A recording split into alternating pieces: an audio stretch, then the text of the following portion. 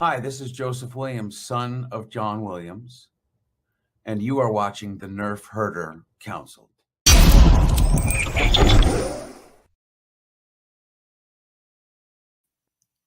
What is up, everybody, and welcome to a special broadcast of the Nerf Herder Council. We are doing a special live watch-along tonight of Loki Season 1 on Disney Plus in the lead up to Deadpool and Wolverine, which comes out this Thursday in theaters. My brother and I are huge fans of the Deadpool series, and in looking at the trailers for that movie coming out, it seems like if you aren't caught up on the Marvel's Multiverse Saga, or at least the concepts thereof, you're really going to have a hard time following exactly what's going on with that movie. So I figured now's a good time to go back and look at one of the first shows that introduced the multiverse to the Marvel Universe and give it a look and see how it kind of hits a little differently after a couple of years on from that, and seeing how Deadpool is going to work into that down the road here. So for those of you who aren't familiar, this is the Nerf Herder Council. There are usually two of us. My brother JT is also the host of the show, but tonight you just get me. We're going to do this very loosely. You got to have a Disney Plus account to watch this in time with me here. So we will not be actually streaming Loki, the series. You just get to look at my ugly mug instead while I talk all the way through it so you can't even follow it. So enjoy that, guys. You're the suckers for tuning in. I have no complaints. If you want to follow along with the show, we are usually live every other Wednesday, both on our pages, as you're finding us right now, and on the Virtual Cantina Network, which is found on Facebook at Star Wars Celebration Japan 2025. You can also follow us on our socials. We are pretty much everywhere you would imagine, so you can always find us on X or Twitter at NHC Podcast. We also have a Facebook page. We have our YouTube page. We have a Patreon page at patreon.com/NHC Podcast. You can also get Nerf Herder Council swag at shop.nerfherdercouncil.com. We have a few different logos. For example, when we're doing Marvel-themed stuff like this, maybe you want a Marvel-themed Nerf Herder Council t-shirt. Go there, pick your design, pick your colors, get everything you want to get. That's enough of the usual plugs and stuff. So let's get right into this here tonight. We're going to be watching 2 episodes of the 6-episode season tonight. We will follow on with a subsequent watch-along tomorrow night for 2 more episodes. And to be honest, I'm not even sure when I'm going to have time to do the final 2 episodes, but we will get those in before the debut of Deadpool and Wolverine on Thursday.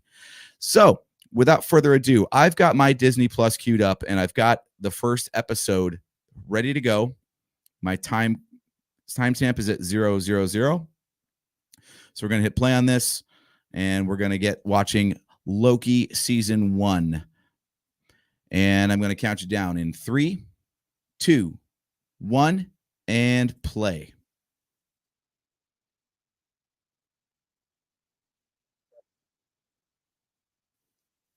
Love this. I love the way they jump right in to the events of the first Avengers movie.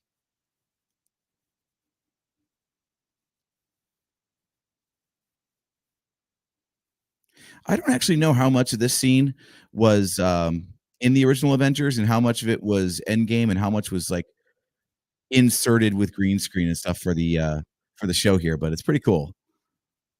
I always love when you like get to dip back into old scenes. That's one of the best things about Endgame was going back and seeing the victory lap, so to speak, right? Like the greatest hits of the Infinity Saga up to that point, just from like an alternate perspective, as Steve and Tony were going back through time and influencing the events and whatnot. So this is all good stuff. It's also fun seeing the old Hulk from the first Avengers movie, given like what he became in future movies.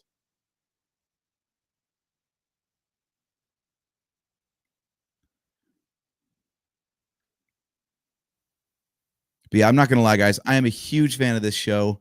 Obviously, the Infinity Saga is awesome. What a great cold open there. So good. And when Marvel was firing on all cylinders, they were really nailing it. Obviously, they've stumbled a bit lately, but that's okay. It seems like hopefully this Deadpool movie might get them a little bit back on track. I was so hyped for this show when it came out, especially with the hook that it tied directly into the events of Endgame. I was like, yes, this was the promise of Disney Plus, right? Diving deeper into the stories we already saw, but like, with more runtime to really like get into the character drama more. So hopefully, hopefully they get back to that. I think taking their time and putting out less stuff of higher quality is definitely the way to go.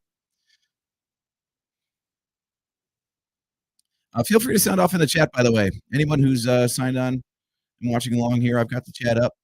Let's have a talk while we're doing this because monologuing for 2 hours is kind of a pain in the butt, and I'm not nearly as interesting. So let's have a conversation.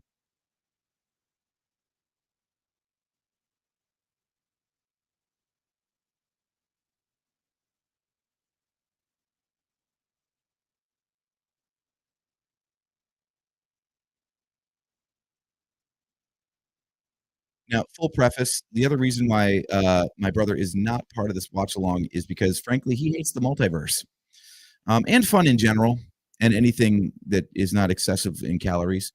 Uh, that's enough John bashing. Anyway, yeah, he kinda tuned out with the whole multiverse thing. He did give this episode a watch trying to, on my recommendation, get into at least this show to understand some of the stuff that's coming up in the Deadpool movie, but,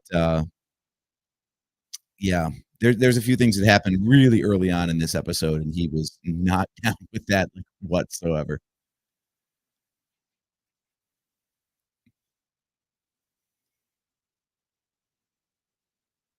I do love the hubris of this guy, like, he just got his ass whooped by the Avengers, shows up where he doesn't even know where he is, and immediately tries to subjugate the populace.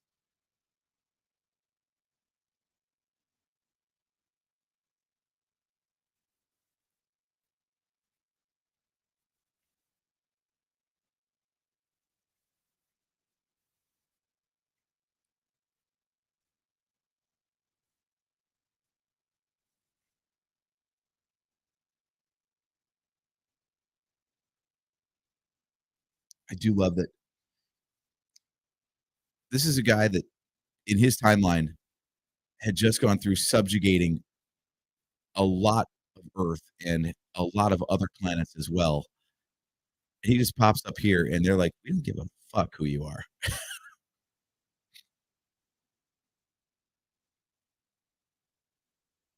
What a fantastic effect. Oh, I love that so much.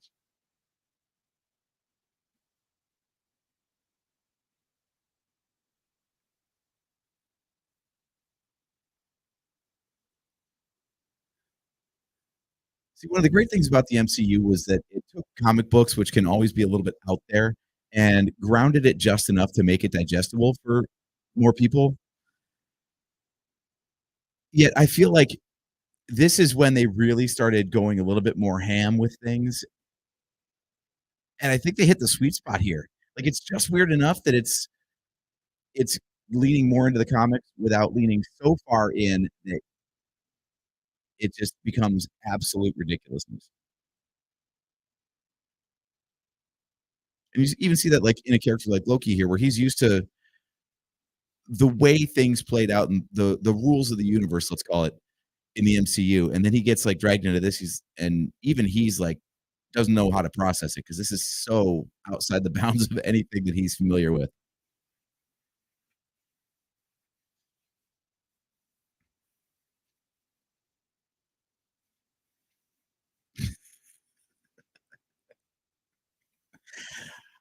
I also love that, like, okay, I know he's not really from Asgard, but he's a literal god, and his only recourse is to just, like, run away just to leg it.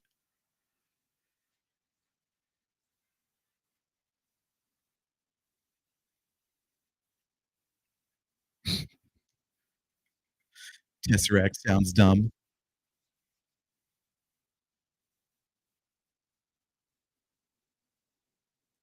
This begins the trend of good place actors popping up in Disney projects, by the way.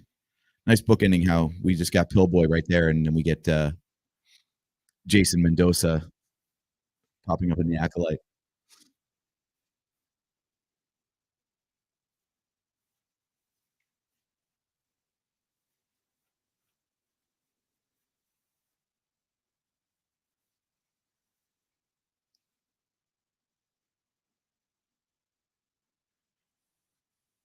I mean, this can't be the easiest thing to work on. Marvel's gotta be a real meat grinder of a production, but at the same time, how fun must it be to work on these shows?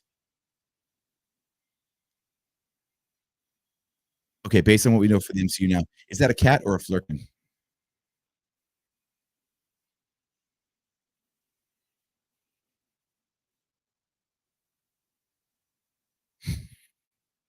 I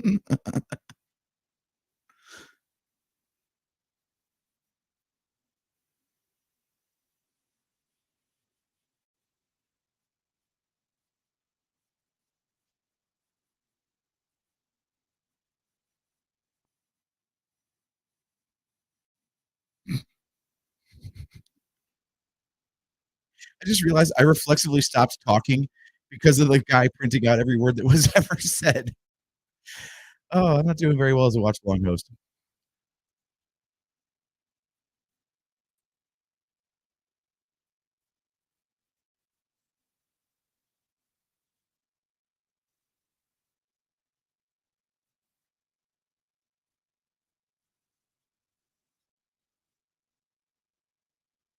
It is a fantastic question.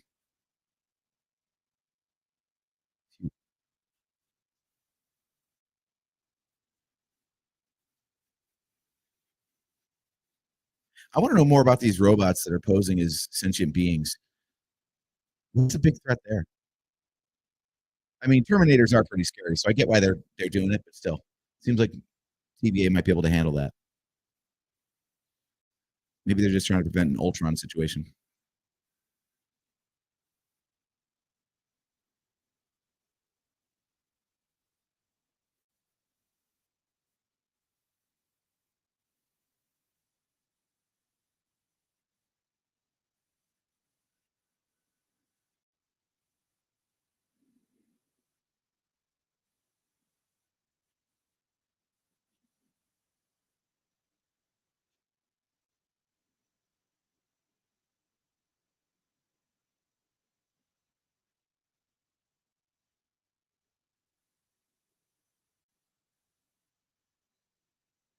See, the other problem with filming everything in the volume is that I don't know what was and what wasn't, so now anytime I'm aware that the volume is used in a production, I'm always looking to see, like, what shots are it that were shown in the volume? Like, is this a set? Did they build this whole room? Is it a set extension using the volume?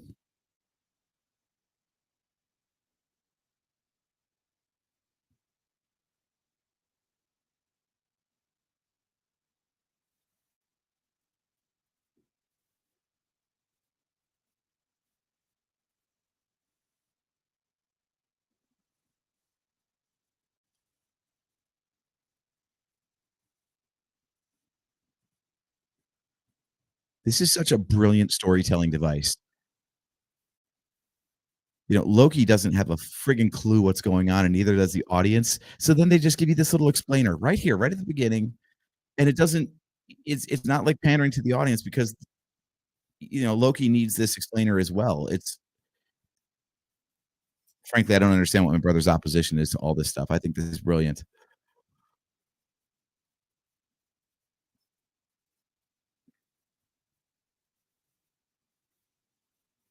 and this art style is fantastic. What this really reminds me of, there was a bowling alley where we grew up that was in desperate need of updates.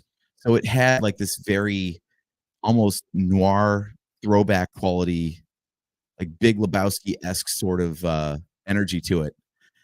And like all the ads on the score sheets and stuff, yes, it was still done on paper. You had to know math, kids. Uh, yeah, they would look like this, and it was for like car washes, and it was like the quick car wash, the KWIK car wash with little like sparkles and script lettering and everything. And it just looked exactly like all of this stuff. It was incredible.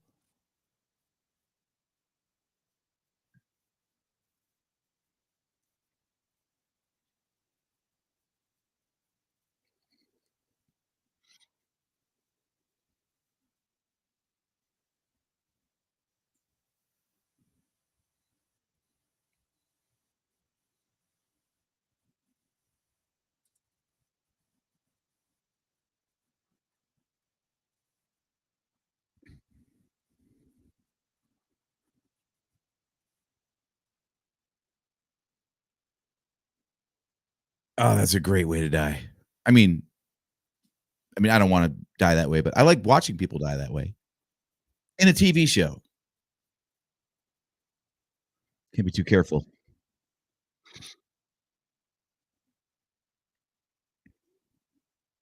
All right, so those just tuning in, we're doing a Loki season 1 watch along. We're in episode 1, and the title card just came up. I'm on Disney Plus. We got just a hair over 40 minutes remaining in this episode. Just came back from the title screen at 40 minutes and 12 seconds.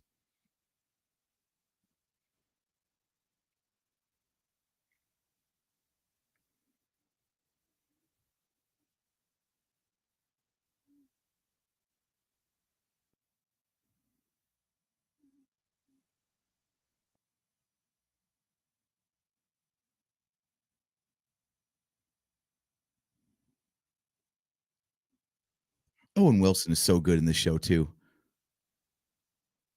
I thought it'd be distracting having him in here. I would think I would just think of like Wedding Crashers the whole time, but he's so good.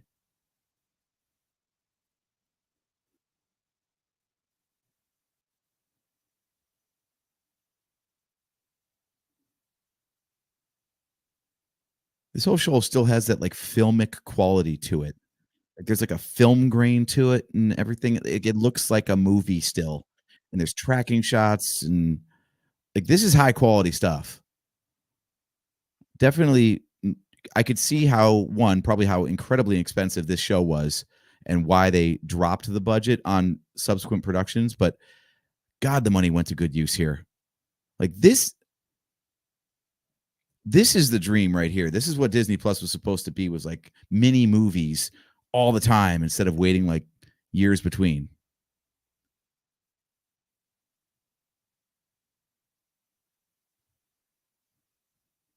I feel like the budgets have stayed high, but instead of that money going to like quality productions, it's going to like rewrites and production delays and all sorts of other stuff that it never should have.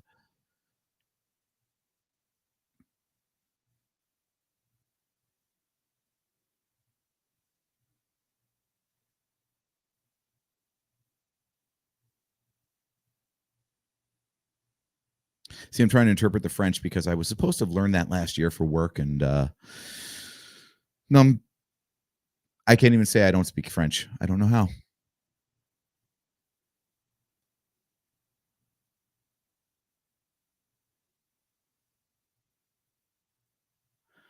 I wonder what the hell happened to Owen Wilson's nose. That is a gnarly, gnarly. I mean, I watch MMA and I don't see noses like that.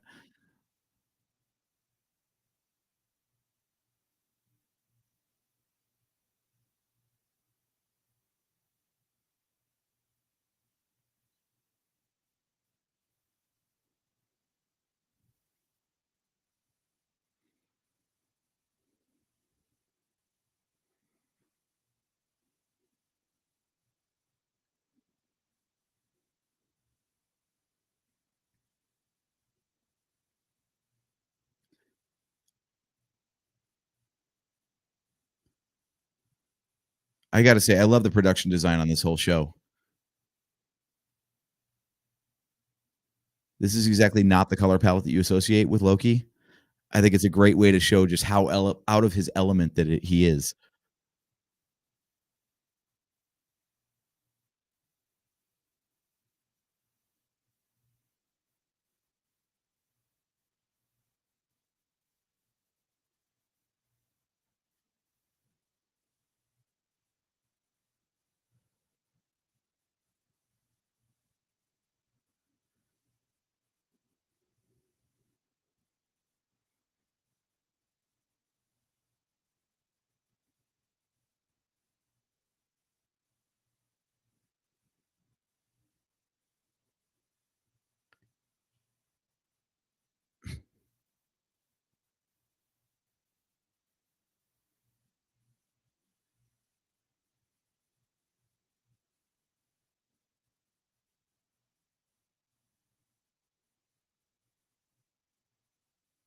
It's such a handy plot device, right? To say that some time travel is supposed to happen and some time travel is not supposed to happen.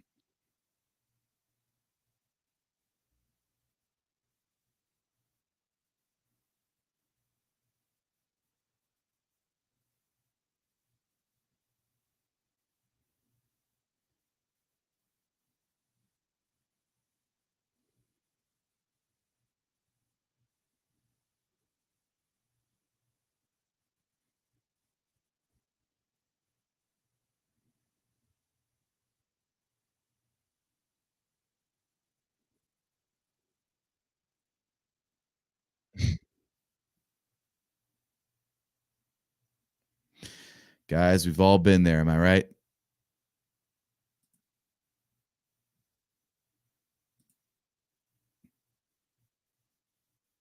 John Godfrey, nice to see you, man. 4 years of French. Wow. I can barely sing. Certainly can't sing in another language, and I can't sing Jingle Bells. That's for sure. So nice job, man. You're doing a heck of a lot better than me.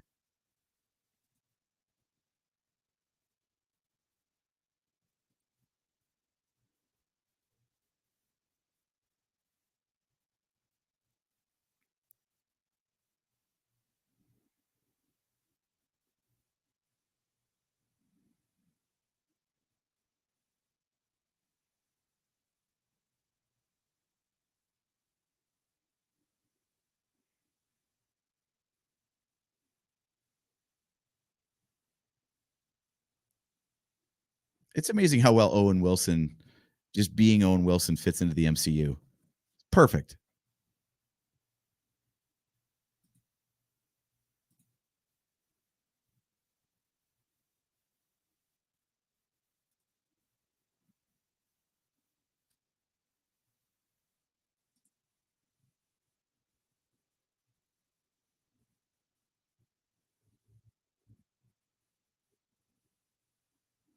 Great little insert with the rest of the TVA in the background there.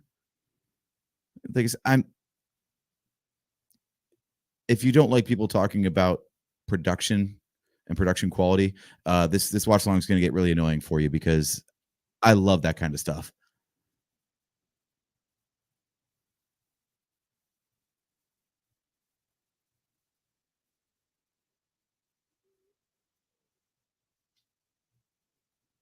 One thing that has yet to come up or be explained is what all this stuff is that we're looking at here. Like it's not all the TVA. So what else is in this place? Whatever it is.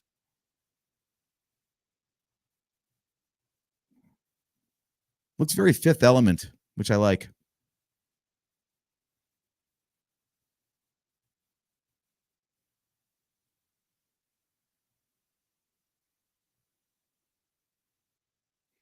You just know that elevator panel is just full of Easter eggs, probably like cast member names or production crew or something.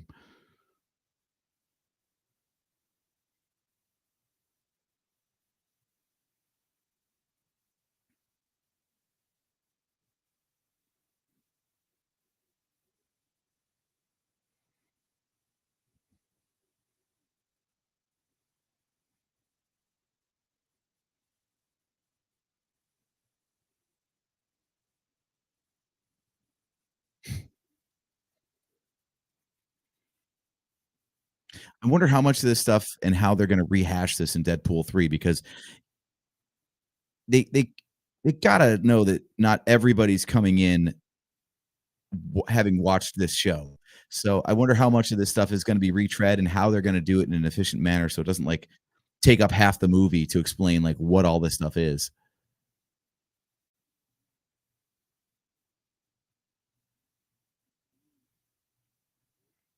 Now, if there's one issue that I have with this show, it's that it feels like this Loki that we're getting in this show is still the Infinity.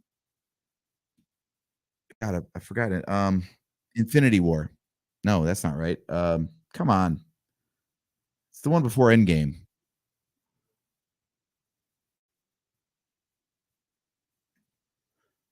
Anyway, it's the Loki from the end of the Infinity Saga, and not the Loki from 2012 Avengers One.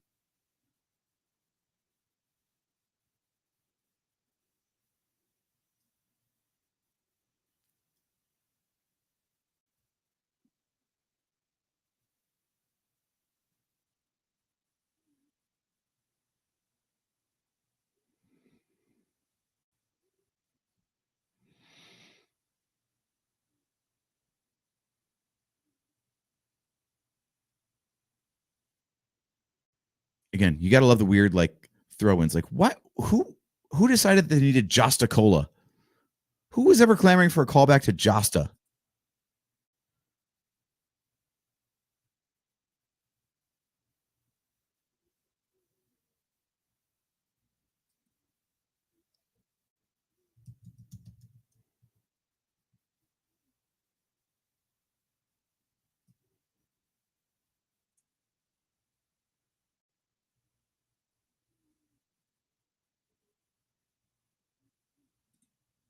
Loki should be the new Stan Lee, makes everything better. Yeah, I wouldn't mind a Loki cameo in like everything. That'd be hilarious. He could change his appearance, so why not?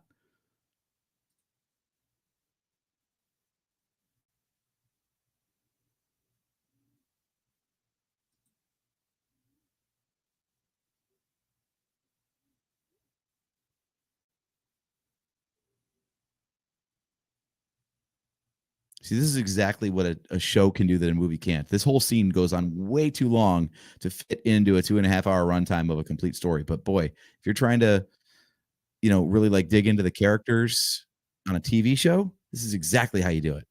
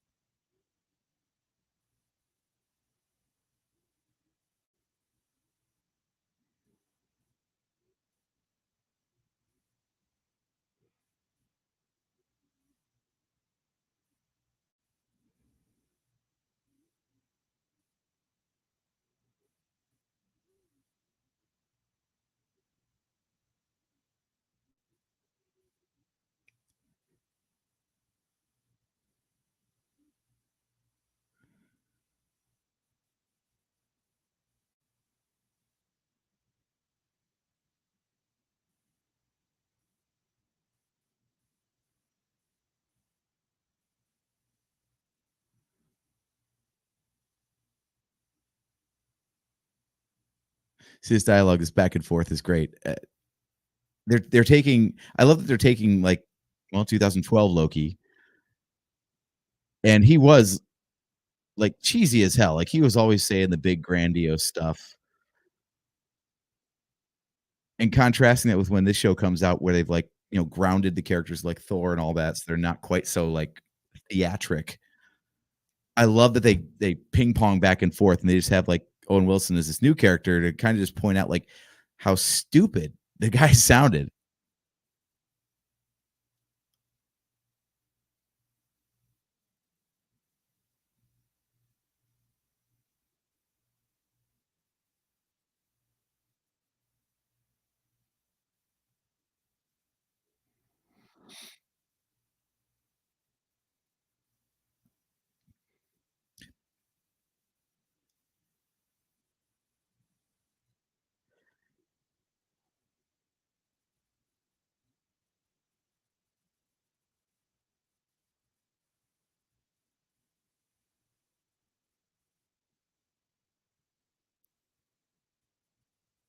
The other thing I love about this conversation is that you never really get the chance, especially in movies, to take a villain like this, a stereotypical villain where the mad plot is to rule, to take over, and then just like ask them why like what's the fun in that? Even Loki's own reasons here where he says, everyone choice is like this illusion that everybody thinks that they want, but it actually just breeds shame and guilt and all this. And I'm thinking, you're kind of right. So, like, while it would be great in some ways to be led by someone who just took all that away from you, so you didn't have to worry about that, what about the person that has to do all that for you instead? That's got to be terrible. I remember this episode of the original run of the Ninja Turtles where they go into the future in an alternate timeline where Shredder wins and he's like running the world. And he's friggin' miserable because yeah, it's a pisser of a job. Who wants that?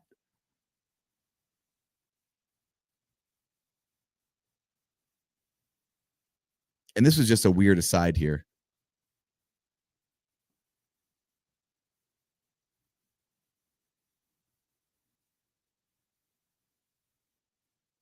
Like, I'm not familiar enough with this whole DB Cooper thing to get much enjoyment from this aside, other than just the general idea that I love that Loki just pops in every once in a while just to mess with people. Nino, what's up, brother? Good to see you, man.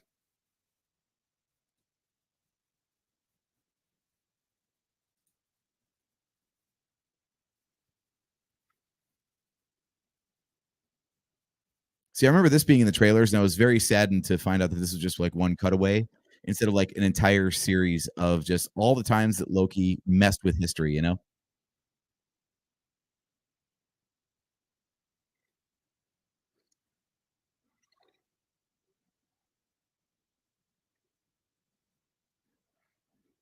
This does remind me of that Thor story. Where somebody like, yeah, one time Loki turned into a snake because he knows I love snakes, and I picked it up because I wanted to admire it, and he turned back into Loki and like, blah! And it's my awful, awful Chris Hemsworth impression.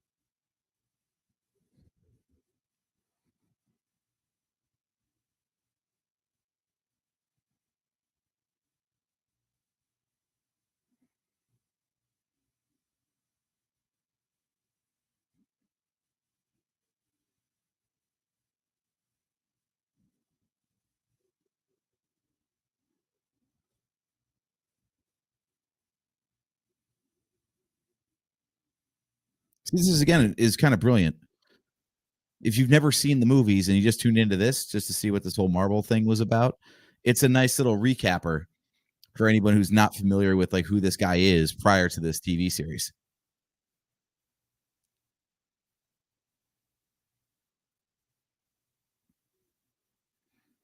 Also, boy, they sure get a lot of mileage out of that Avengers footage overall, don't they? I feel like we've seen in different contexts that first person perspective shot of all the Avengers staring down at Loki in so many different things that they've done.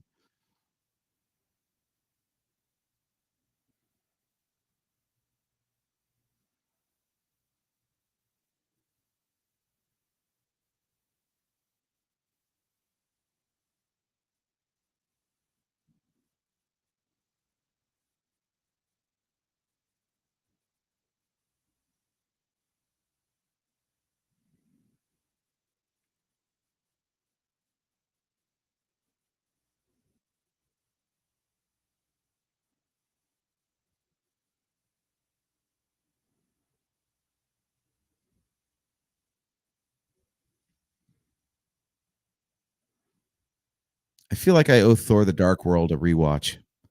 It's probably still trash, and I'll probably fall asleep again, but there might be some nuggets in there.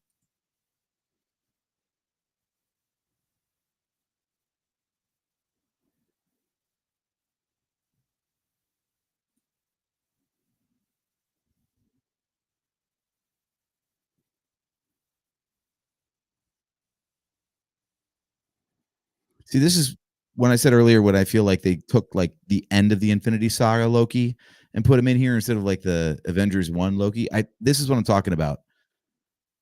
I mean, like this is character growth for Loki that just wasn't there between the first Thor movie and Avengers.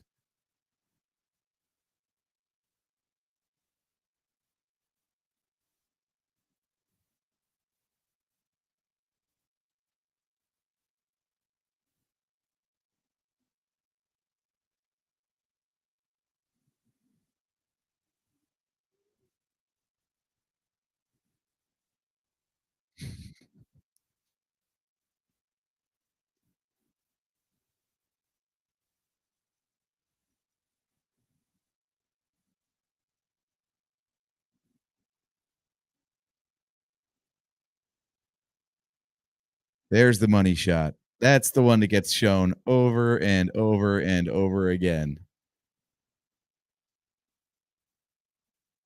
Also, look at our Avengers. They're just babies. So long ago, 12 years.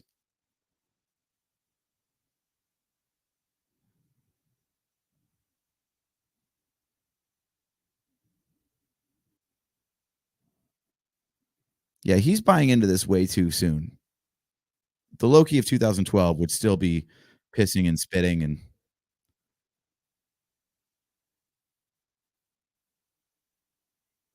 at least they didn't like retcon the Hulk to look more like, modern Hulk that's obviously like vastly different in appearance than the Avengers Hulk.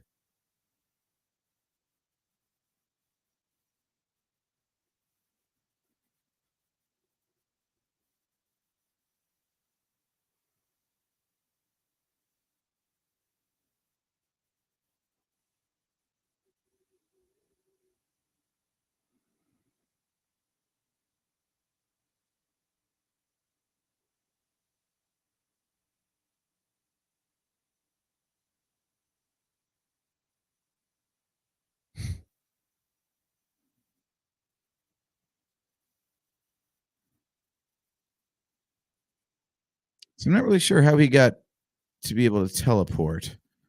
I didn't see any tech in there that teleports. It just places him in different points in time. So I guess he rewound himself to where he was in the hallway.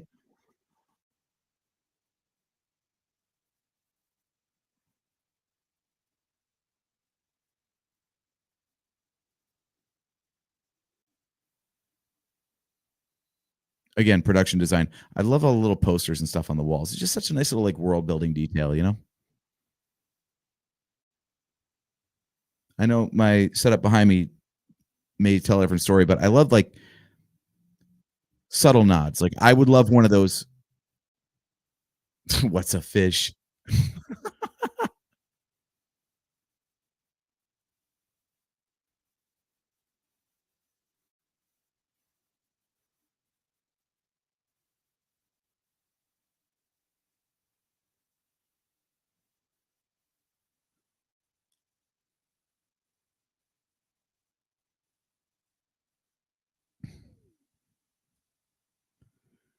I love this part. This is what set my brother over the edge and like absolutely refused to buy into this anymore.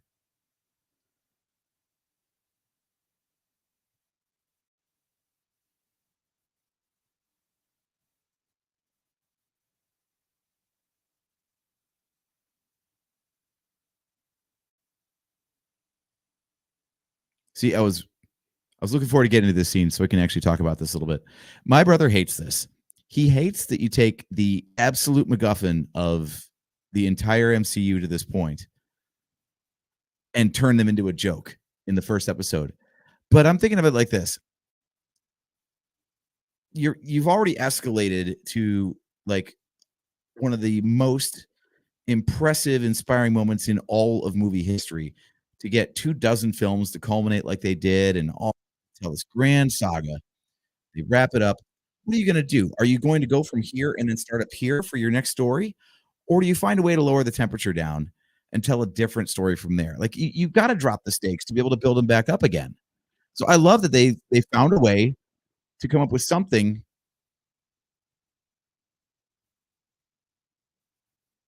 To, they found a way to pivot to another MacGuffin, another time, another thread for the story to go in that doesn't negate the Infinity Stones. It just says there's something else out there that we're focusing on now. It's totally fine. My brother and I are both fans of wrestling, and it's the same way. You build towards WrestleMania, you have your title match, and then whoever comes out as the champion at the end of that, they start a new feud with a new villain or hero, whichever, who's holding the belt. Same thing here. You've got to have this like ebb and flow where you increase the emotional stakes, you decrease the emotional stakes. And I thought that was the best way. It's just like, in Star Wars with the Force, where the Force can do anything. So if you could do anything, then nothing has weight to it. So if you take that out, the first thing that most Star Wars stories do is somehow place a limitation on the force, either how it's used or when it's used or whatever. Even in the Acolyte, we see that they've added cortosis to the lore because lightsabers are kind of uh they're OP. So what do? You invent something that negates them. Now there are stakes again. So same thing. The Infinity Stones are out of play. Now we can see what these characters do without this most important of story devices to fall back on.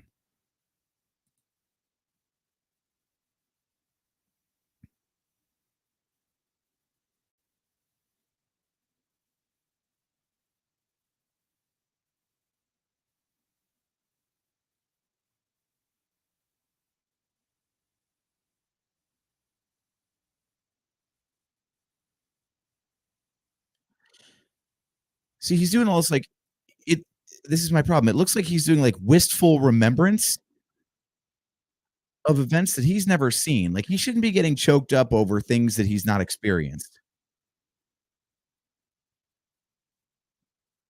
Now, witnessing your own death, okay, that's something to get worked up about. But to see heartwarming moments with your brother that have never existed in your life, especially because you're coming from a moment that, like, just a few hours ago, you were trying to kill him, didn't really track for me.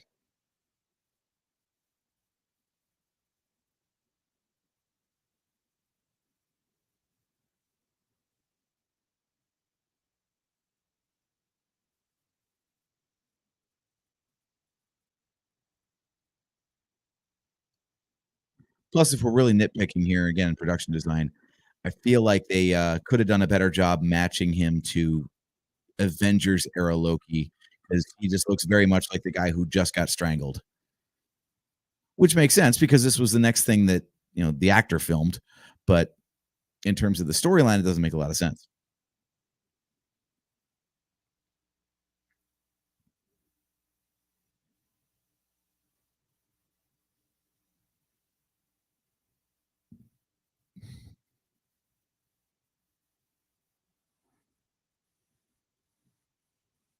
It's got to mess with your head. Can you imagine like seeing and knowing like how you're going to die?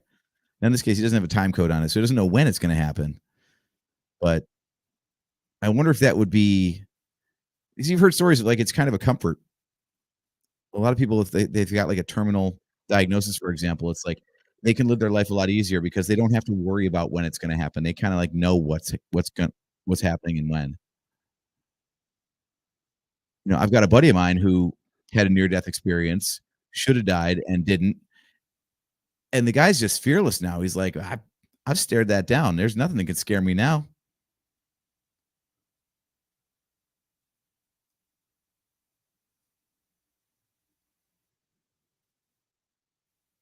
So yeah, would you like to know how you're going to die, or do you prefer to move forward and not know when it's going to happen and how?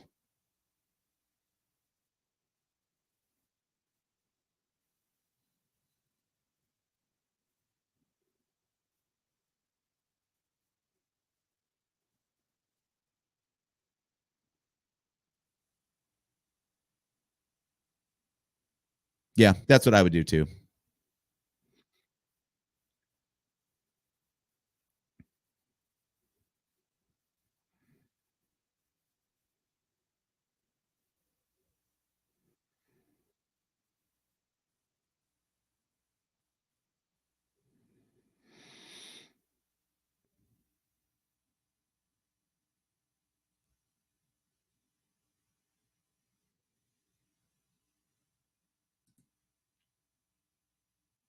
By the way, what is wrong with me? I really want one of those TBA shirts. Not the one with the logo on it, but I want like that button down shirt, but the collar like buttons into the rest of it. It's just that little bit of weird in an otherwise normal looking thing. They kind of like it's just interesting.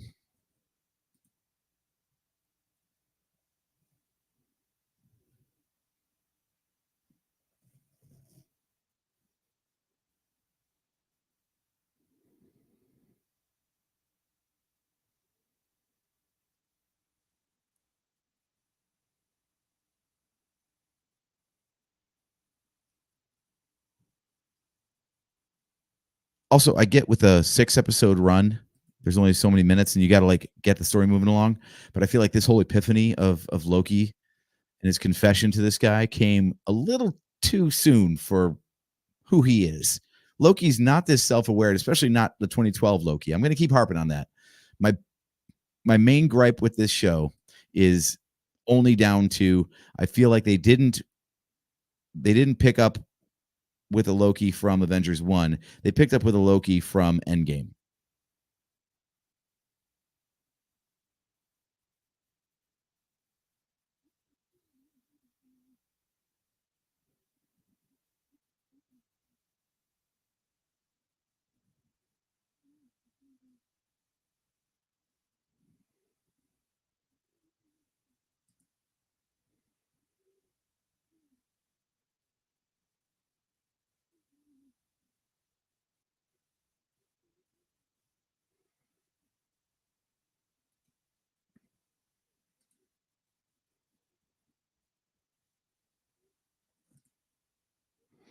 Even without the trailers, you kind of knew that was coming, right?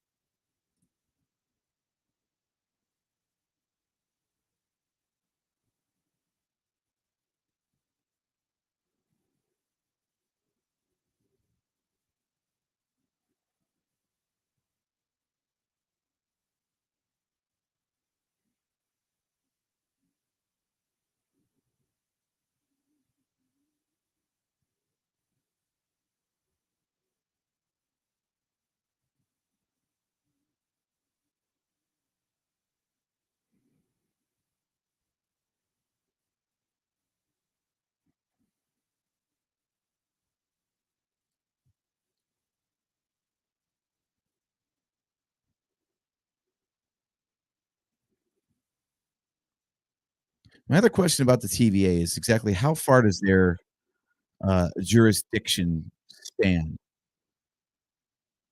They're they can travel anywhere in time, but what about space? Because you notice like everywhere they go, I know it's in real life it's down to production costs. I mean, if it's all of time and space, they could literally be anywhere, and instead it all tends to focus around Earth for the most part. I know they visit, another planet here in episode 3 of this season. For the most part, it's just Earth is everything apparently. All right. So that's the first episode in the books. We've got these awesome end credits here. I know there's like Easter eggs galore. There might even be a post credit scene here and there. I don't really remember, but we're gonna assume that there's nothing that we need to see in the credits because let's face it, credits are usually stupid long. We got 6.5 minutes of stuff left, and most of it is just 7 different languages that none of us speak. So let's do this. Let's go ahead and queue up the next episode. So we're gonna click next episode and get set up with the second episode.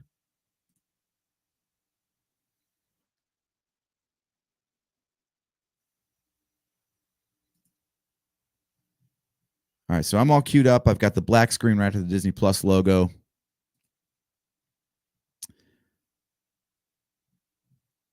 Oh, John Godfrey, you are amazing.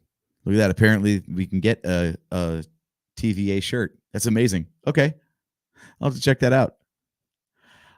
But it's 9:55. If you don't have something to drink, you should. I know it's a Monday, but who cares? We're watching TV. We're just hanging out. Yeah. Any takes on this episode? Any takes on this series? Any predictions for Deadpool and Wolverine? Sound off in the chat. I'd love to hear what you guys have to say about this stuff. Like I said, the whole purpose of doing this watch along is just to refresh our memories about the TVA and the multiverse in general. Because if you are someone who appreciates good movies and entertainment, you probably haven't seen many of the recent Marvel projects. So let's refresh our memories on the multiverse and all that sort of stuff and get set for Deadpool and Wolverine. I've got my tickets for 8 p.m. on Thursday. Can't wait to go see that. So that's going to be incredible. Our next episode, our next regularly scheduled Nerf Herder Council episode is going to be next Wednesday on the 31st. And that is going to be all about Deadpool. I'm sure we'll talk about Deadpool 1 and 2, but having just seen the most recent movie, I'm sure most of our conversation is going to focus around that. So definitely get your tickets early so you can be part of that conversation, because it's going to be full spoilers. And we're not going to hold back. So we would love for you to tune in, but we don't want to ruin the movie for you. So make sure you go see it so you're ready to go for that conversation next Wednesday on the main show.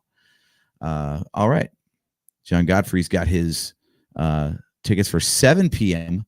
Now, John, I forget what time zone you're in. So you might be seeing it at the same time as us, or maybe an hour ahead. I'm not sure. But we got it in 3D. My brother's a huge stand for 3D, even though it's pretty much passe and no one bothers anymore. But the occasional Marvel movie does still come out in 3D, so we got to go see that. Which of course is like $3 or $4 wasted dollars on the ticket to have a lower picture quality. But again, that's what my brother likes, so that's fine. Oh, that's right. You're local. You're local, John. Thanks. So, all right. So you're going to see it an hour ahead of us, which means you're going to be done with the movie when we're halfway through. So don't text us any spoilers, okay? All right. We've got season 1, episode 2 queued up. Just past the Disney Plus logo. I'm sure there's a recap. We're going to skip that. So I'm going to go ahead and hit play here in 3, 2, 1. Let's get into the second episode here. Yeah, we've got a recap here. I don't have a skip recap button, though, so we're just going to have to endure this a little bit. Previously on, yeah. Can I get a skip recap button? Damn it, Disney Plus. I'm busy. I got shit to do. Give me a recap, Skip. Fine. I guess we're just going to watch this again. It's really redundant doing a recap on a rewatch of a show.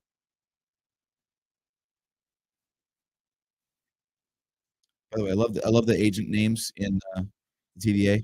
Mobius is in Mobius Strip, an endless loop, basically. Nerfing the Infinity Stones, brilliant.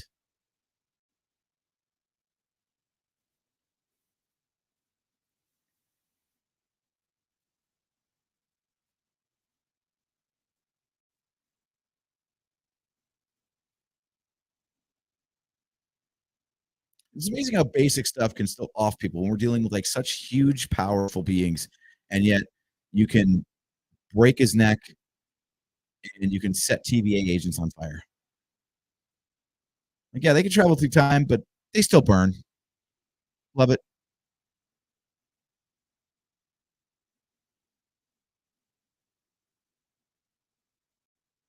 I will say Marvel was on such a run for so long. This intro to me might be as good as what the old 20th Century Fox intro meant to Star Wars. Where you just like you knew you were in for something amazing.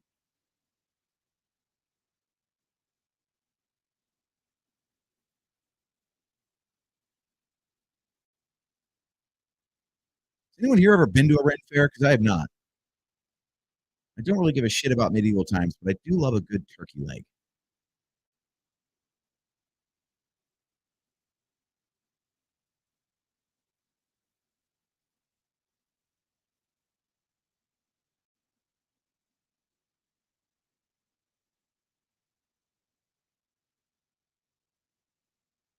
Oh, there's Agent Derpface.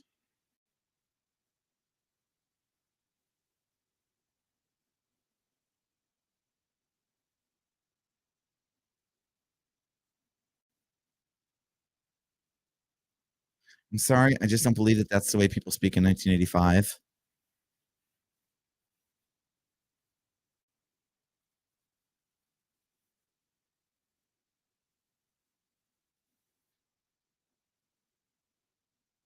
Who the hell is that many open flames in a closed tent?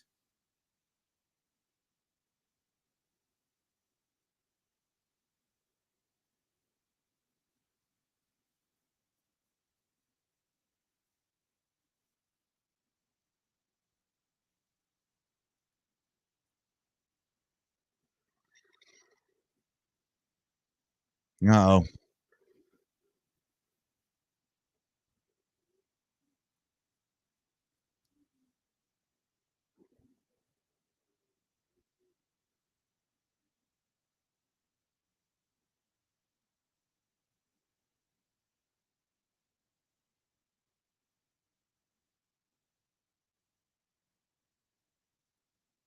These TV agents suck so bad. Right. This is now the 3rd agent that this person is attacking, and they're still, like, not sure what to do. Like, it's actually very simple. You kick the crap out of the person who's kicking the crap out of your people.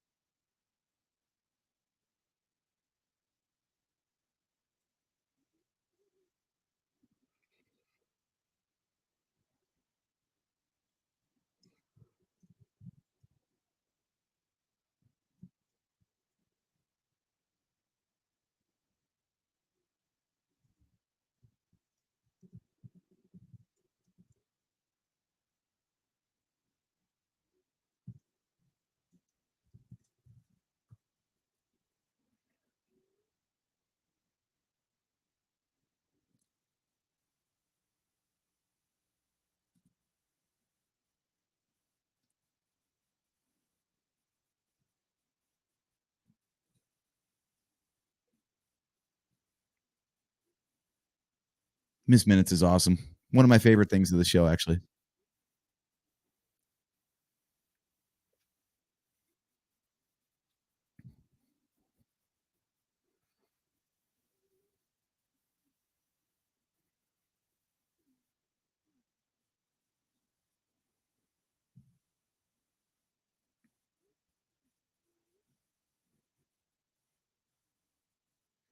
Yeah,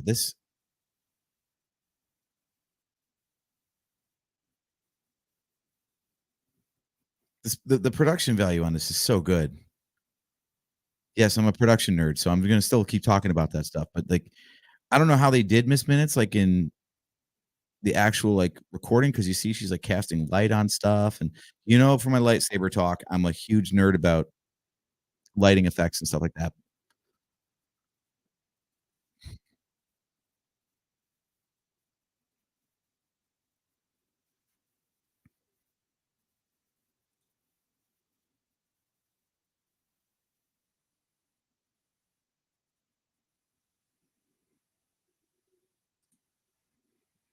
Gotta love the variant jacket. There's another one that I'm sure makes a hell of a souvenir.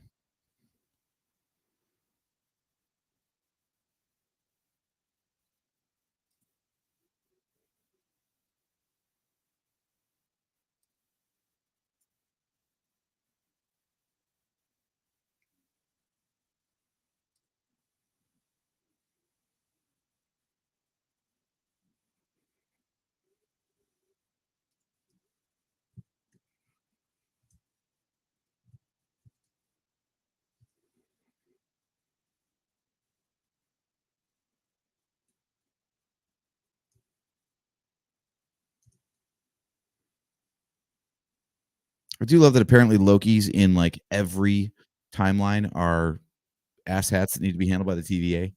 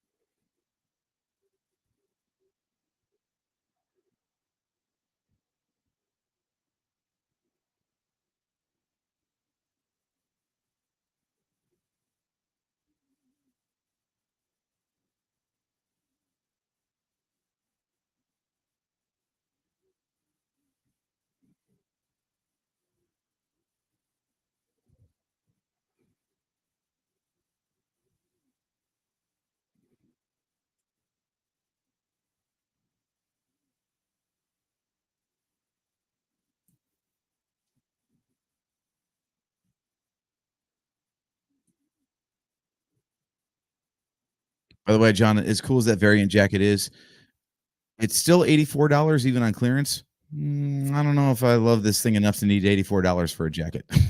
That's a hell of an expensive cosplay.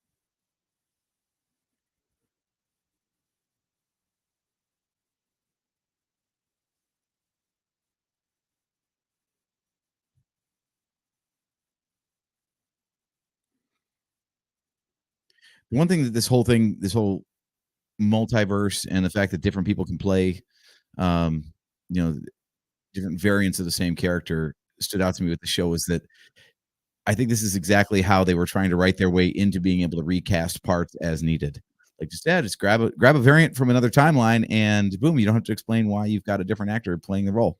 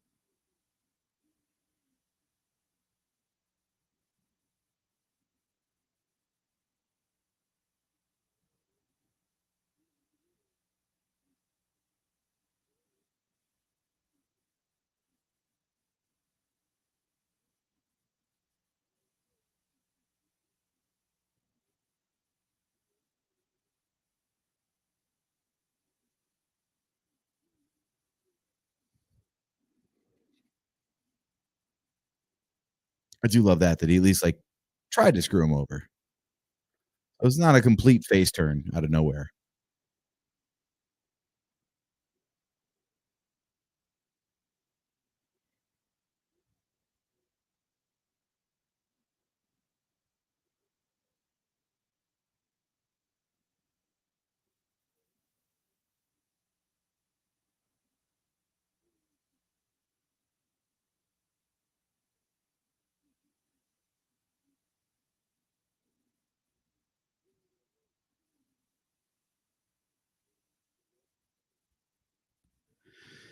I think they also kind of learned from their mistakes with Iron Man 3 and the Mandarin, where they did the whole swerve.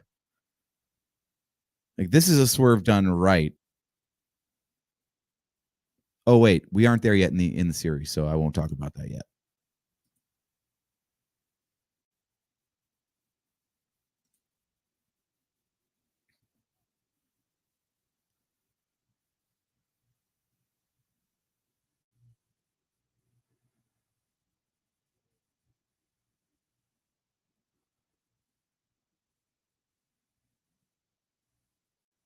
See, now I'm sad because I don't have any whiskey.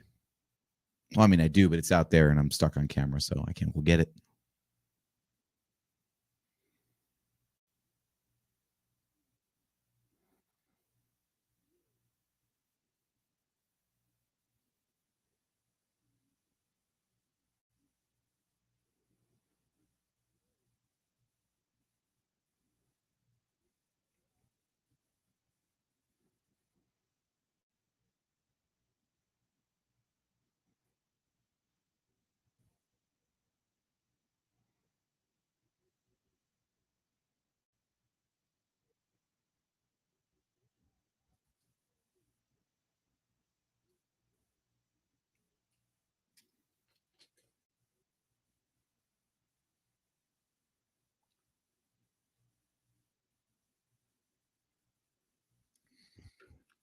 I don't really remember the follow-up on that line about having a soft spot for broken things.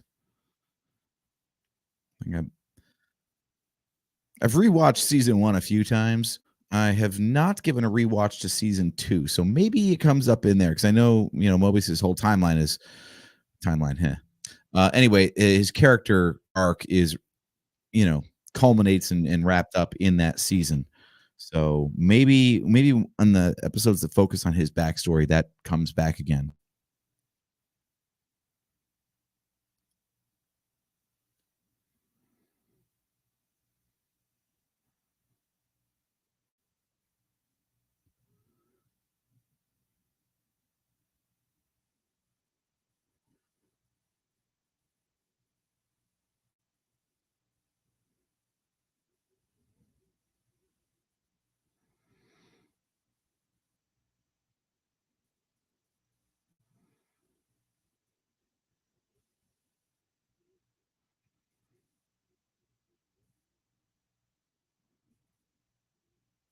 Those doors are so cool. Again, I love production design details.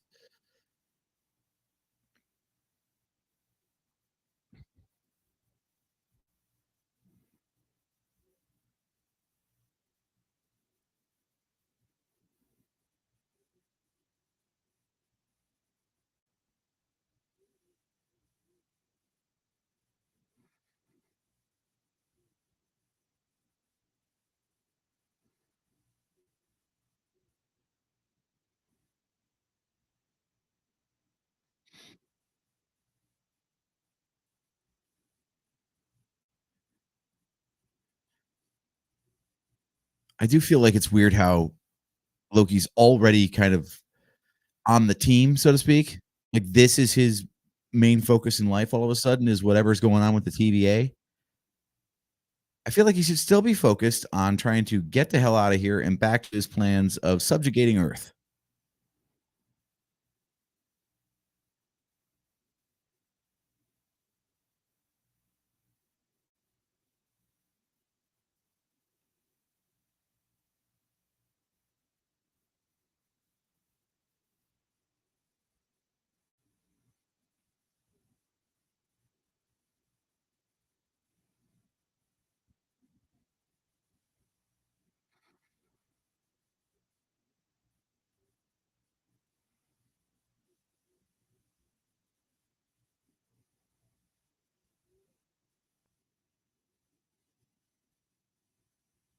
I love the callback to him being an ice front. It's not brought up very often that he's the son of a frost giant. So that's cool. I like that they put that little bit of continuity in there.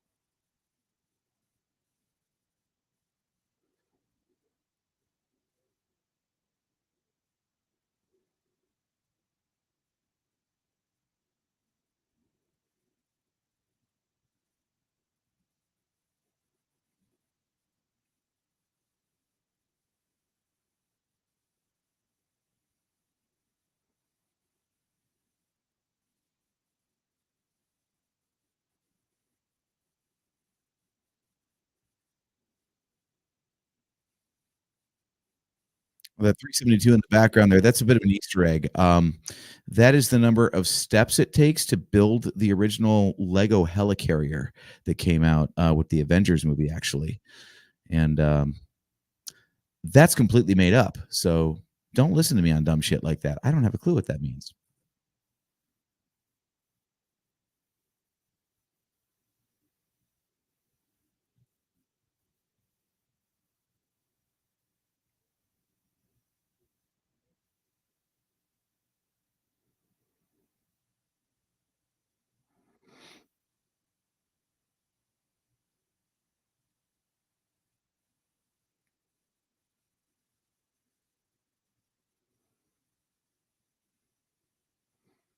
I feel like that was probably a fun little Easter egg there too.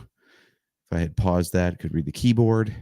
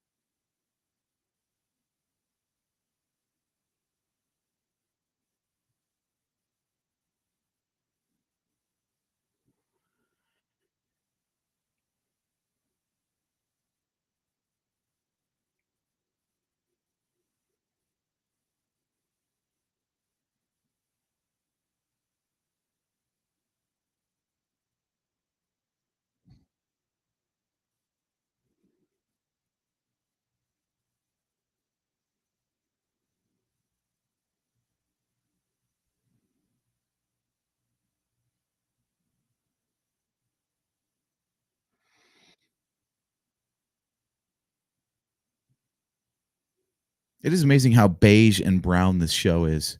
I know that's deliberate. That's a choice, but for a typically, and in fact, that's probably exactly why they did it, because Marvel especially is typically like a very colorful universe. So to just strip that all away and do nothing but browns, I mean, even orange, really, there is no such thing as dark orange. That's brown.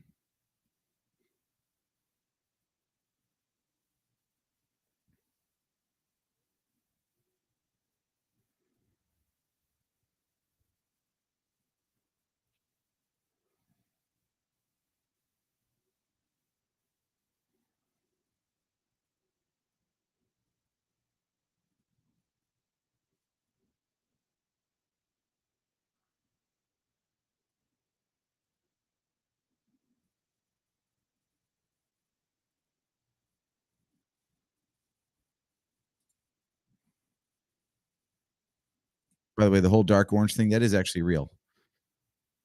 Look it up. There's no way to make dark orange. As you darken orange, it simply slides into brown. Now,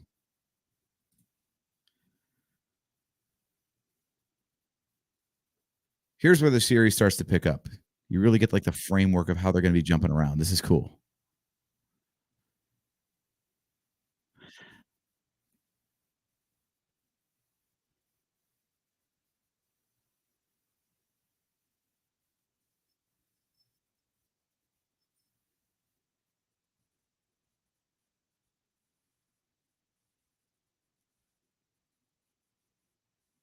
So I feel like this is all the meat that needs to be known to get to Deadpool and Wolverine.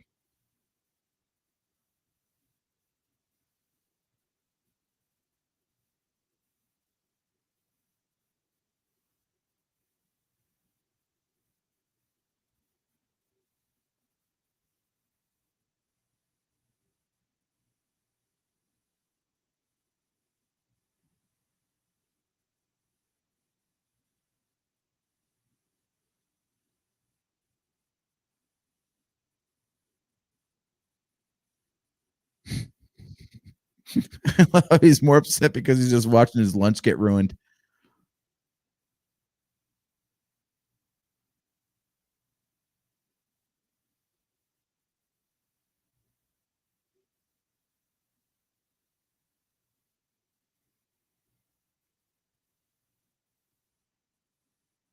I do feel like they never really paid off the whole like the 90s stuff.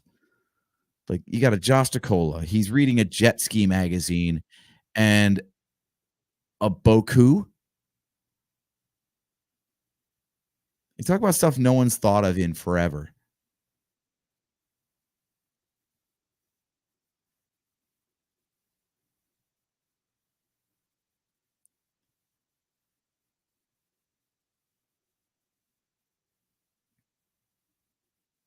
So I'm very curious when it comes to Deadpool and Wolverine, like what version of Wolverine are we getting? Because they've said in the trailers about how in my universe or whatever, this and that. And then this last trailer comes out and it's almost exclusively clips from like X-Men Origins Wolverine and Logan, which actually is a movie I've not seen yet. So I feel like I probably should make time for that before Thursday, which is a problem because I'm busy watching this show instead. Um, but yeah, with how muddled the X-Men timeline is, they could pluck any version of Wolverine they want, and it's gonna make just as much or as little sense as any other version before the multiverse was even a thing.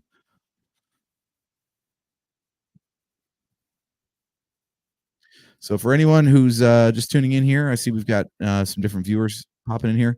We have got just over 30 minutes left in the second episode of Loki season one right now. So they're still talking about um, how the Loki variant is probably hiding out in apocalypses all throughout the timeline, and that's how they're being undetectable because anything that they do in those Nexus event areas um, doesn't matter. So it doesn't register on the TVA scopes.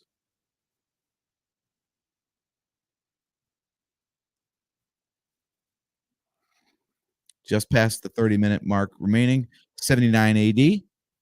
See, that's an Easter egg.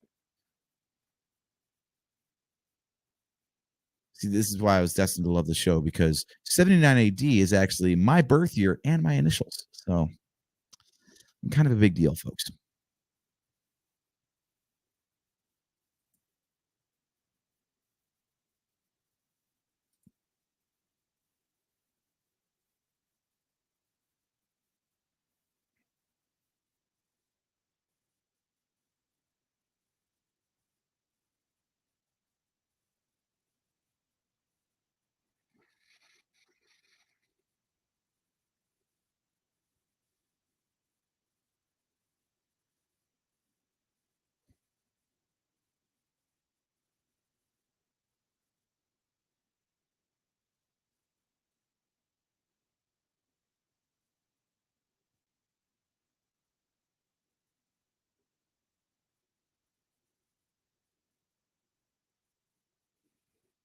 I love that he's busy speaking Italian in Pompeii.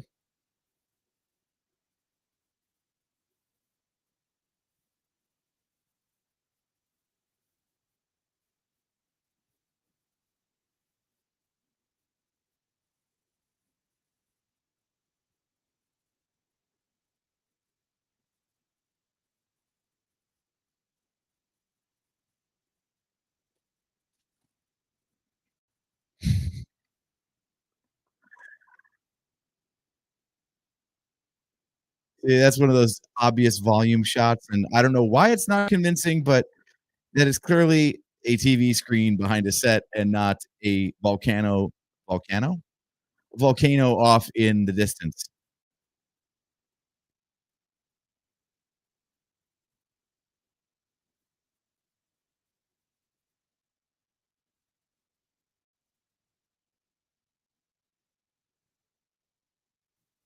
And then you cut before you reach the edge of the wall and bleed into the stage. Brilliant.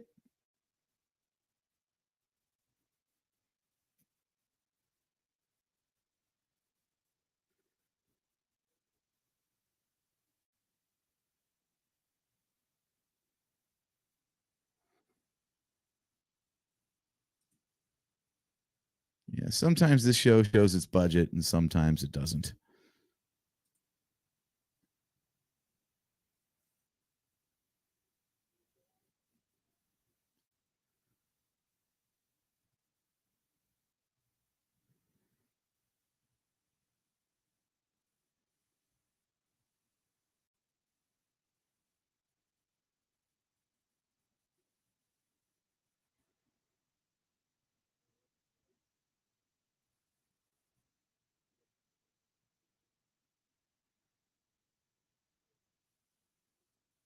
Jenny McCarthy, Playmate of the Year. Yep. Oh, that's a different form and function. I'm sorry.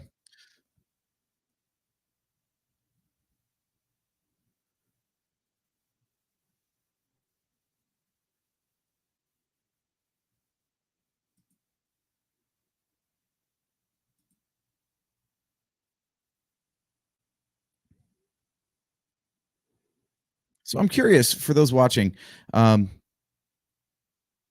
partially because of the show and partially because I just, even if I don't like something, I like to know about it so I can at least bitch about it in an educated manner. So I've seen, if not everything from Marvel in the MCU, I've seen basically everything. Um, it's been on Disney Plus.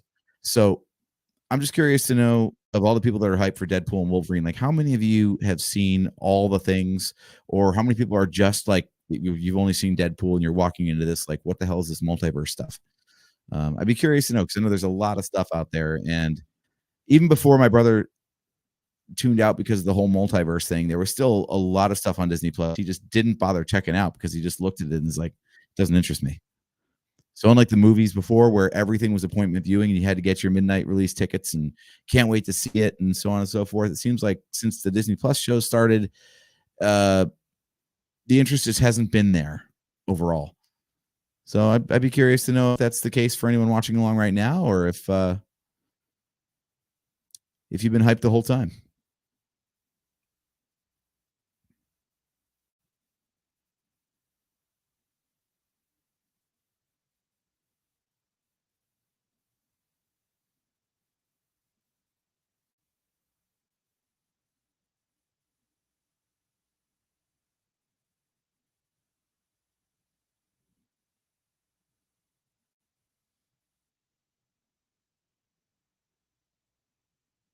I love how self-referential this is. Like they're talking about fate and destiny versus free will, and how does the storyline go?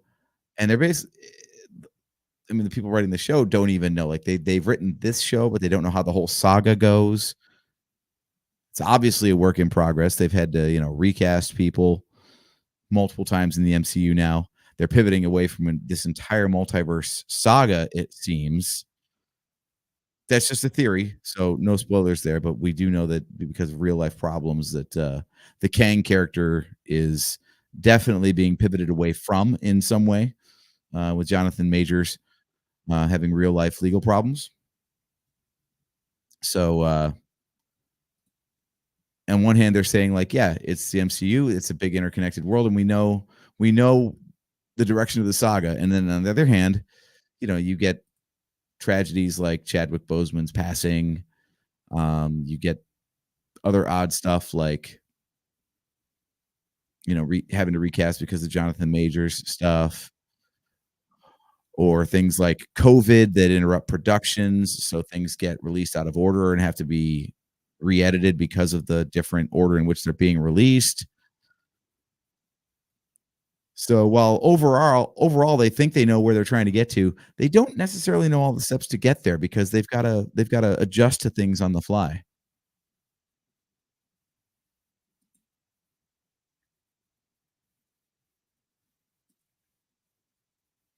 I want some kablooey gum. I wanna know what future gum tastes like.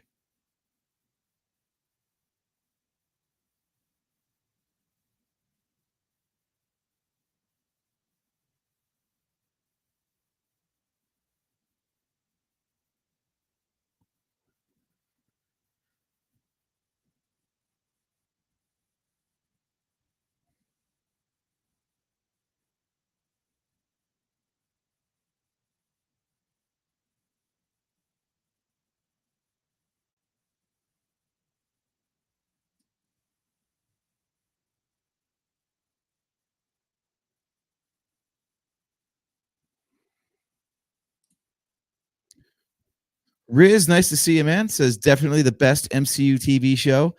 Um, I haven't ranked them, but I think I would agree with that actually. I even enjoyed the second season, which I maybe just because it was the second one and it had a whole lot more connective tissue to try to pull together. But yeah, I mean, WandaVision's a big one too for me. I just love the artistic vision of it all. But yeah, I'd have to say that Loki is one of, if not the best MCU Disney Plus show for sure. Now, Riz is saying he didn't watch Ms. Marvel, Moon Knight, or Hawkeye, but have seen the rest. Um, okay.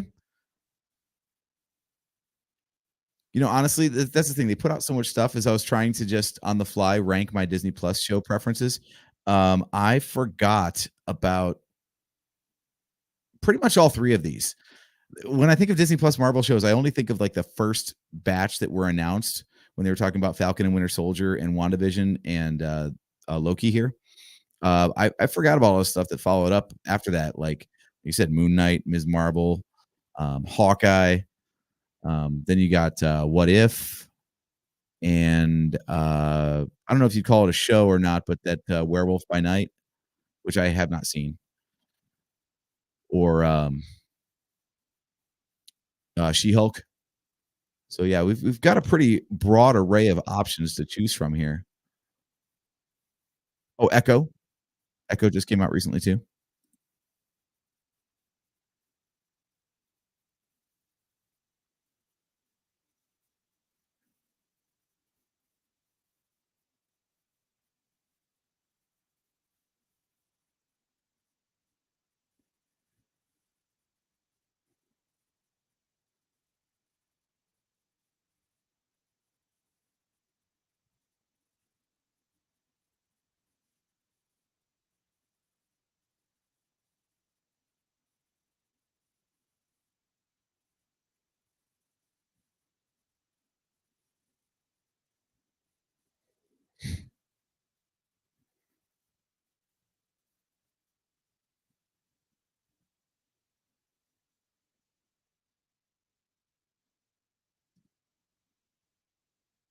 All right, so we're talking Werewolf by Night was great. That's good to know.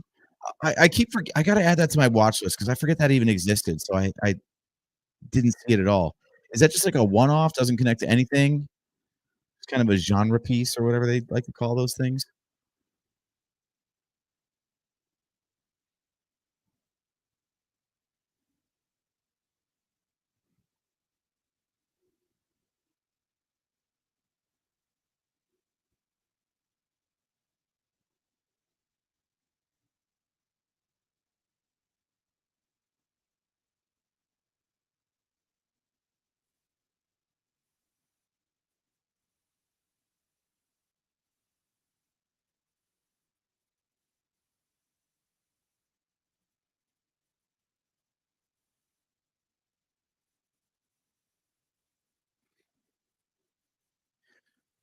By the way, I know stuff doesn't change that much when we're only talking about, like, 25 years in the future here, but, uh, this looks like a shitty store from now that I wouldn't wanna shop in, let alone 25 years on from that. I feel like this is kinda like the production budget showing itself a little bit. They probably either found an old abandoned store or bought a whole bunch of crap from an old abandoned store to make this on a soundstage.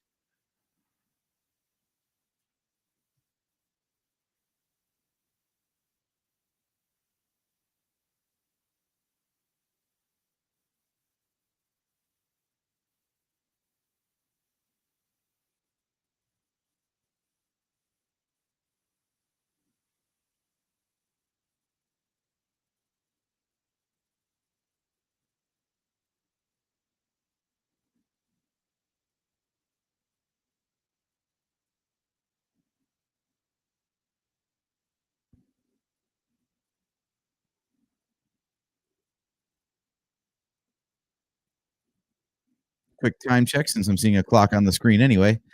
We have just over 17 minutes left in the second episode here. So if you're tuned in and not quite synced up, I've got 17:08 and counting down on the second episode of season 1 of Loki right now.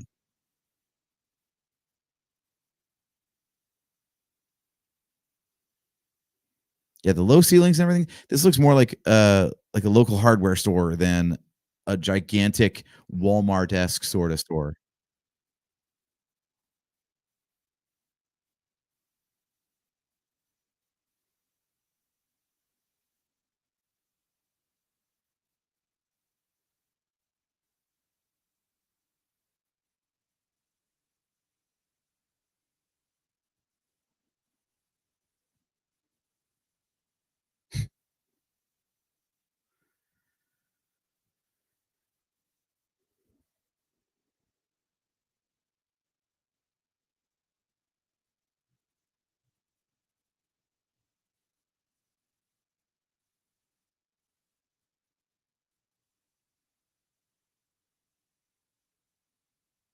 I had no idea what the hell was going on at this point because this is nothing we've ever seen Loki do before.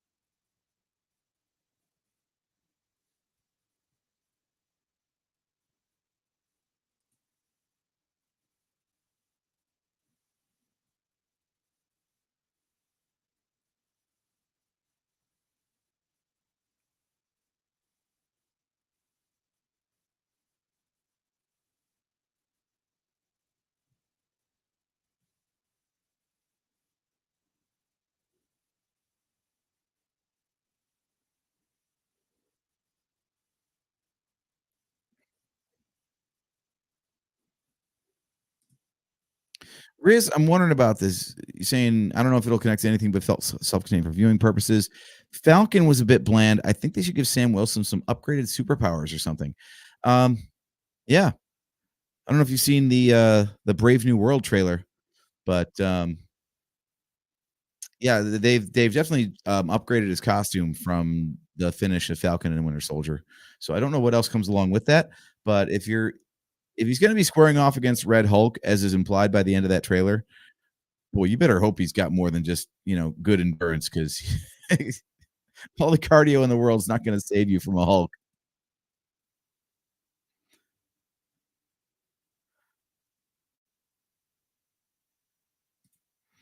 Also talking about the 1800s episode in season 2 of the show.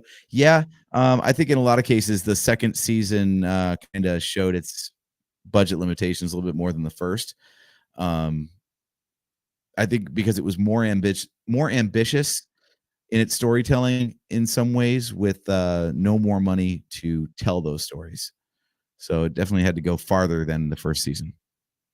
I think from for my money, the first season, I think the next episode, the one that takes place on the alien moon, that's the one where it really is obvious that it's trying to use the volume to the absolute limit.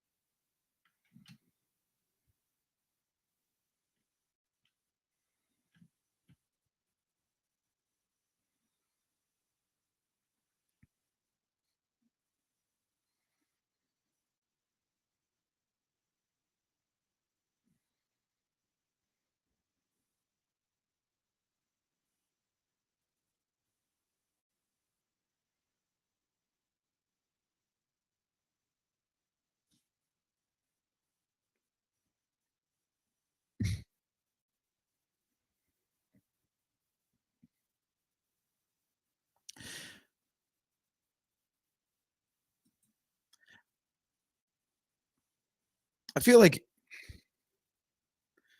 it's weird to put limitations on what a variant could be, but I'll tell you what, man. If you're going to put people in the role that don't look like the character we know, and also say, I don't want to go by the name of the character that we know. I mean, is it really a variant at that point if you're like, hey, Loki's not my name, and by the way, I don't look like you?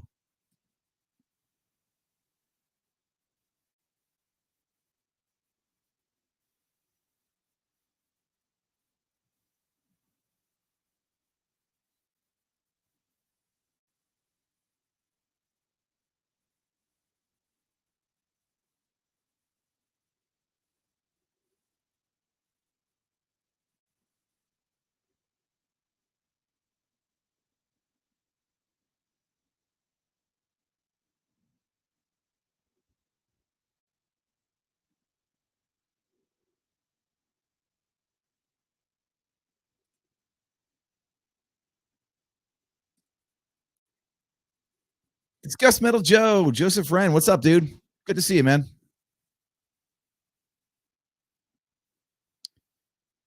You tuned in a little bit late. We got let's see, with credits involved, probably like 3 minutes left in the second episode here tonight.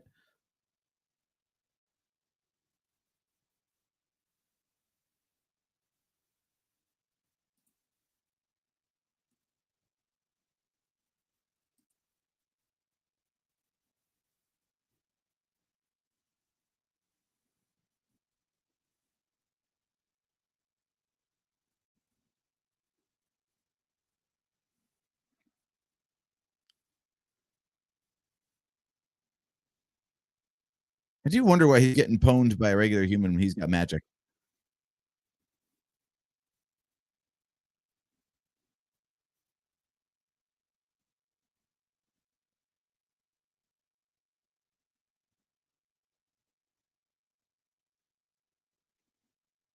God, I love a good vacuum cleaner fight.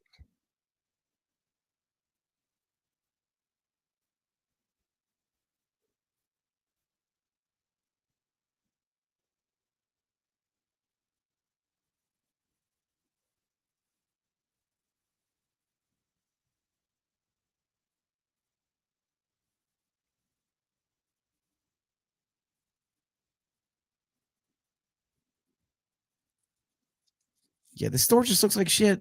This doesn't look like a big store.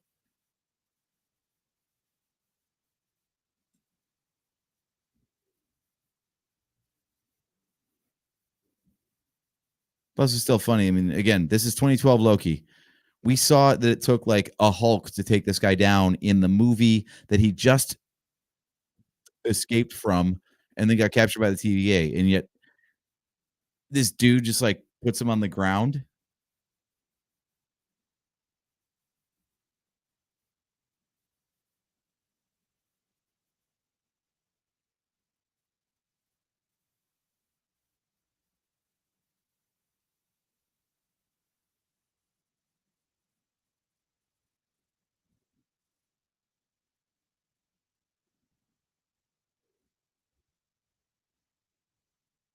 Definitely knows how to make an entrance, though. Good on her.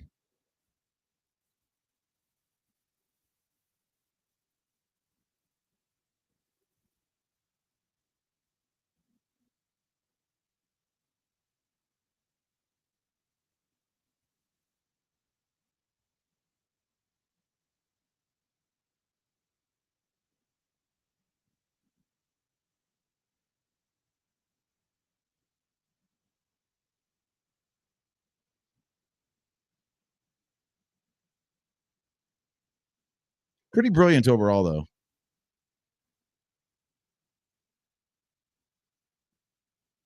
Also, it's nice to know that Oster and Cuisinart are, still going strong in 2050.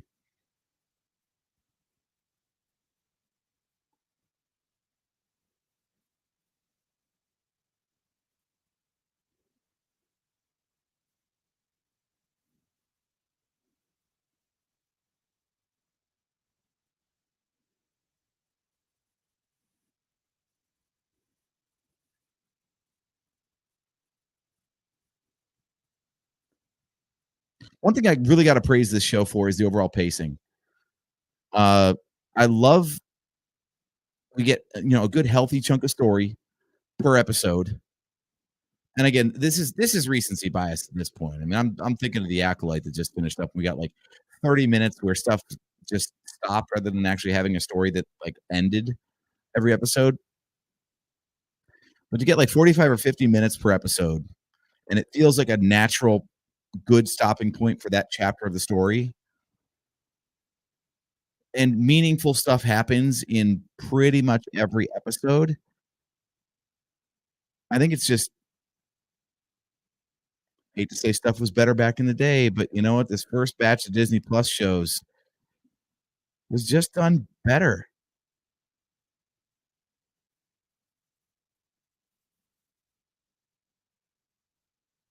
And there you have it. The first 2 episodes of Loki season 1. We are not going on to the next episode tonight. We are gonna save that for tomorrow night. So we are gonna be reconvening this, again at 9 PM Eastern tomorrow, and we will getting through episodes 3 and 4. Maybe more if I feel like it, but just like that dude in the RoxCon said, I got shit to do.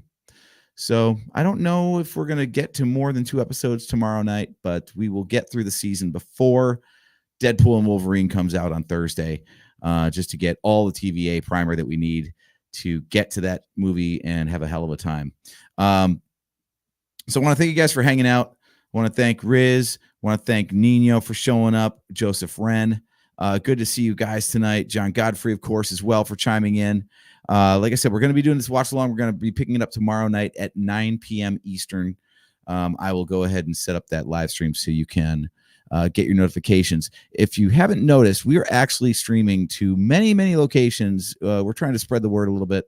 So of all the platforms, you can get to us on not only Facebook, of course, from the Nerf Herder Council. You can also check us out live on our YouTube page. We have people there. We've got our Twitch page we're streaming to tonight. And new tonight, if you are not already signed up, we are also streaming to our Patreon page. That can be found at patreon.com/NHC podcast. You do not have to pay any money to become a member, but we would certainly appreciate it if you did. But even at the free level, you can still check out these posts, get notified when we post any updates like these live watch alongs, for example, and stay notified of everything going on with the show. If you are on YouTube, then obviously all the regular YouTube stuff applies. We'd appreciate a subscription. If you have not subscribed already, hit that notification bell. Once you hit that subscribe button, that way you will be notified every time we do have a show coming up and when we go live. so you don't have to miss anything in there. And obviously, give a like to this video if you can. That'll help us out immensely as well, get us into that algorithm and get more eyeballs on the show. Now, going back to Patreon for a quick second, we do have a couple paid Patreon tiers as well. So far, we have a commentary track for the Phantom Menace up there for paid members. Moving forward, we're going to be doing more commentary tracks for Star Wars movies and other things as we feel like, basically, moving forward. Anything you'd like to see us talk about, you can chime in on those. We've got very, very low tiers. We got a $1 a month tier and a $3 a month tier. For $1 a month, you will get early access to the audio versions of our standard shows. That usually comes out when we do our live streams on Wednesdays. You get the audio version for free on Sundays. But if you want that on Fridays instead, 2 days early, $1 a month will get that taken care of for you. And for $3 a month, you will get the early access as well. You will also get your shout outs on the live stream, like our good buddies Mark Thrasher and Joseph Wren. Thank you for chipping in on the feed. We will be back tomorrow night. I will be back tomorrow night to do episodes 3 and 4 of the Loki season 1 watch along, and we will wrap up episodes 5 and 6 before Deadpool and Wolverine comes out on Thursday of this week. And if you want to see the standard show, which comes out every other Wednesday at 8 p.m. Eastern time, that is going to be next Wednesday. It's bi-weekly, and that's going to be July 31st. My brother JT and I will be discussing Deadpool and Wolverine and the first 2 Deadpool movies as well on that. So, like I said, make sure that you are subscribed and have that notification bell turned on. So anytime we do post an update or go live, you will know when to tune in. Thank you so much for hanging out tonight, guys. I am AJ. I can be reached on Twitter at DrakeAdams579. We also have the Nerf Herder Council Twitter page at NHC Podcast. And you can find us on all your podcasting platforms and all the socials. Just look for Nerf Herder Council or NHC Podcast, and I guarantee you we are there. You can also get a free Audible trial if you go to audibletrial.com/NHC. You get a free 30-day trial on that. And you can download an audiobook of your choice, which is yours to keep, whether you choose to stay signed up with Audible or not. The recommendation that we have for you this month, with the Acolyte having just wrapped up and having a nice cameo in the last episode of that, highly recommend the now considered Legends book, Darth Plagueis. Fantastic read, one of my all-time favorites of Star Wars books, and definitely a good primer because it looks like they're going to be pulling a lot of material from that moving forward. So if you haven't already, make sure you make plans to rejoin me tomorrow night for episodes 3 and 4 of Loki season 1. Be sure to chime in the chat. This is way more fun when we got a conversation going, and it's not just me monologuing here. But in the meantime, have yourselves a fine evening. I will catch you tomorrow. Peace out.